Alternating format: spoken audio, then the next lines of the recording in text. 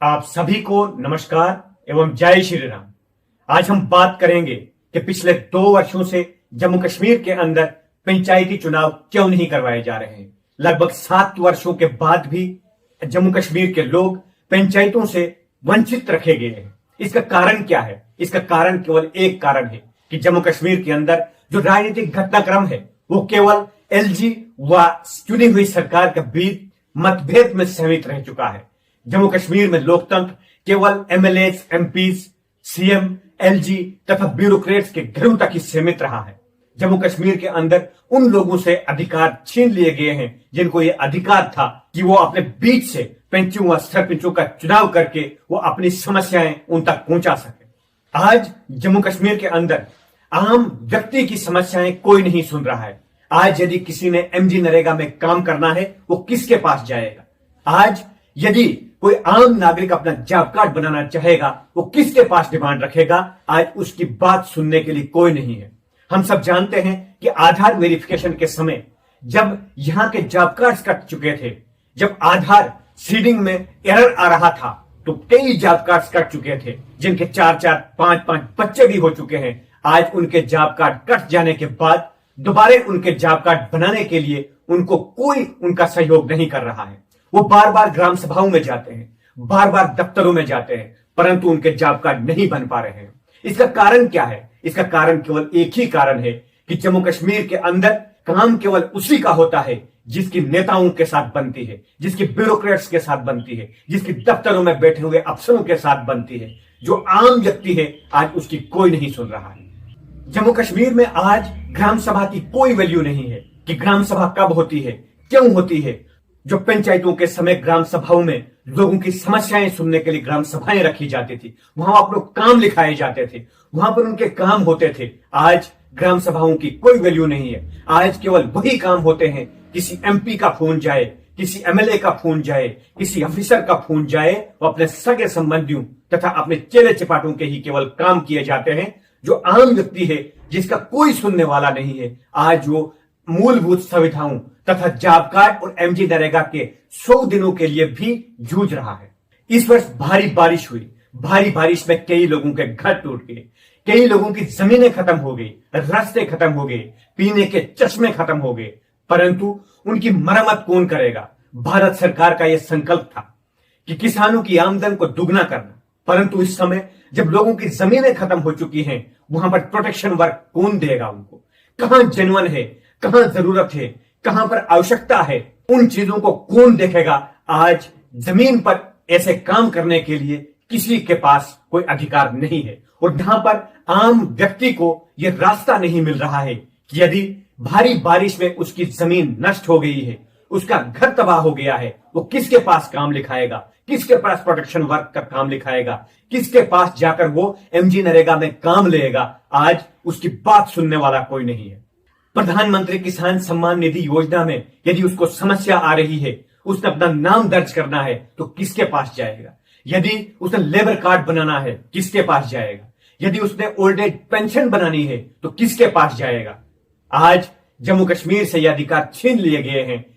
भारत के लोकतंत्र की यह सुंदरता तथा भारत के संविधान की यह महानता है जो भारत के प्रत्येक नागरिक को यह अधिकार देते हैं कि वो पंचायतों के माध्यम से अपने घर के आसपास अपने साथ उठने बैठने तथा अपने साथ खेलने कूदने वाले व्यक्ति को वोट देकर पंच व सरपंच बनाकर उसको ताकत दें, जिसके पास जाकर वो अपनी समस्याएं सुना सके। आज उस आम नागरिक से यह अधिकार छीन लिया गया है। वो कब जाएगा बीडीओ के पास, कब जाएगा एसीडी के पास, कब डीसी के पास जाएगा, कब वो एमएलए या एमपी के पास जाएगा जहां से वो अपनी जमीन की मरम्मत के लिए काम लिखाएगा? यदि उसके पास ये अधिकार होता कि वो अपने मर्जी से, अपनी इच्छा से अपने पंच व सरपंच का चुनाव करके उसे जीतवाता, तो आज अपनी समस्याएं लेकर वो उसके पास जाता। परंतु जम्मू कश्मीर का राजनीतिक घटनाक्रम आज आम व्यक्ति के समाधान के लिए नहीं है। जम्मू कश्मीर का राजनीतिक घटनाक्रम केवल एलजी तथा सीएम के बीच मतभेद, ऑफिसर व एमएलए के बीच मतभेद तथा ब्यूरोक्रेट्स व राजनीतिक नेताओं के बीच मतभेद तक ही सीमित रह चुका है। आज केवल कुर्सी की लड़ाई है कि किसके पास कितनी पावर है। आज इस बात की लड़ाई कोई नहीं करता है कि आम व्यक्ति को अपने दिन गुजारने के लिए कितनी समस्याओं का सामना करना पड़ता है। क्योंकि जम्मू कश्मीर का यह कल्चर है कि पावर में बैठे हुए लोग केवल एक ही सोच पर बैठे हुए हैं, तुम भी खाओ हम भी खाएंगे, उस प्रोजेक्ट को तुम लूटो, उस प्रोजेक्ट में मेरे बच्चों को नौकरी दो, मेरे चमचों को नौकरी दो, वहां से मुझे कमीशन दो, वहां मेरा कार्यक्रम हो रहा है, उस कार्यक्रम के लिए तुम पैसा खर्च करो, वहां का मेरा कार्यक्रम हो जाएगा, उस सड़क पे मुझे ठेका दो, उस टनल में मुझे ठेका दो। केवल इसी लूट खसूट में यहाँ के राजनीतिक नेता व यहाँ के ब्यूरोक्रेट्स लगे हुए। परंतु जम्मू कश्मीर के आम नागरिकों को जो भारत का संविधान तथा भारत का लोकतंत्र यह अधिकार देता है कि वो अपने बीच से, अपने समाज से, अपने गांव से ऐसे लोगों को चुने जो अपने मताधिकार से चुनाव करे, पंच व सरपंच बनाए, जिनके पास जाकर वो अपनी समस्याएं सुनाए। क्योंकि आम नागरिक तुम्हारे बीडीओ ऑफिस, तुम्हारे एसीडी ऑफिस, तुम्हारे एमएलए ऑफिस, तुम्हारे एमपी ऑफिस, तुम्हारे डीसी ऑफिस में नहीं जा सकता है, वो अपनी समस्याओं को वहां तक पहुंचाने के लिए सक्षम नहीं है।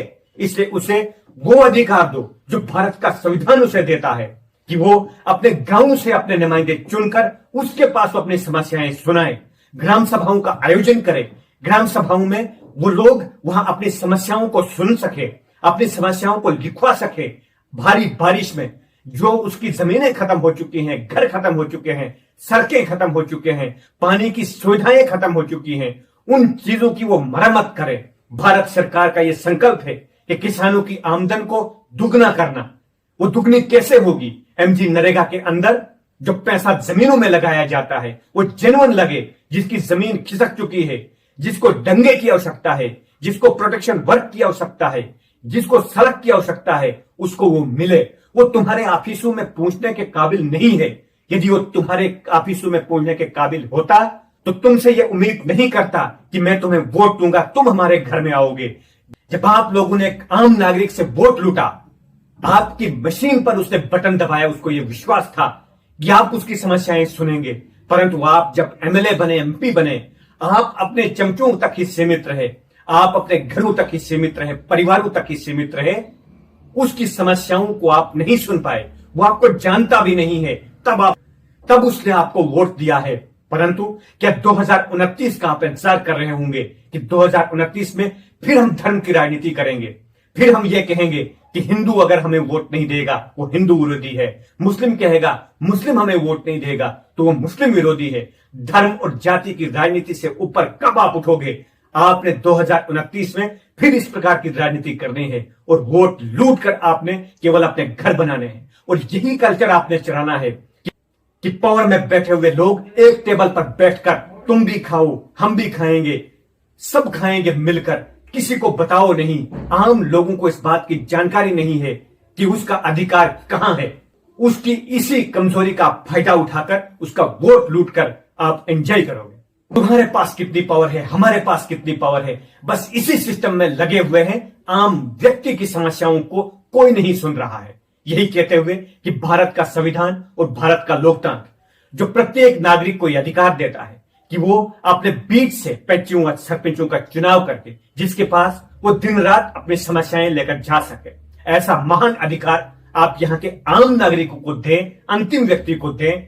तब जाकर आम व्यक्ति के जीवन की समस्याओं को सुलझाने में तथा उनकी बाधाओं को दूर करने में उनको सहयोग मिले। इस अपेक्षा के साथ कि बहुत जल्दी जम्मू कश्मीर के अंदर भी पंचायत राज के चुनाव हों, इसी अपेक्षा के साथ आप सभी का बहुत बहुत धन्यवाद। जय हिंद, जय भारत, जय श्री राम।